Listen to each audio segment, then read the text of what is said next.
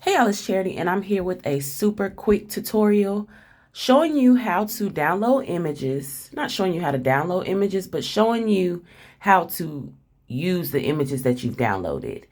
If you're familiar with Photoshop or Design Space, you cannot directly put in a WEBP file. However, those are what are typically high resolution. They look good, but they come with a lot of web information. And as you see, you cannot use it. So I'm going to click OK and show you how. Go to your original file and click Open with Paint. So in this instance, we're going to go with Paint. And we're going to simply file and save as a file that we can actually work with. So I'm going to use JPEG, but it does give you a couple more options. PNG would probably also work perfectly. And you're going to save it. It's going to say something about being transparent. You also want to make sure you save it in a proper space so that you know how to get back to it later.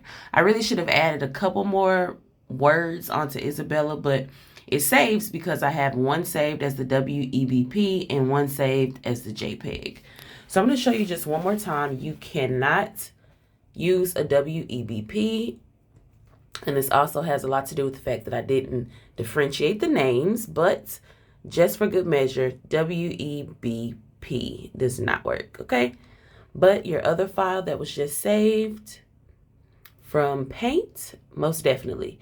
This will allow you to upload it to Design Space and do whatever you need. Thanks for watching.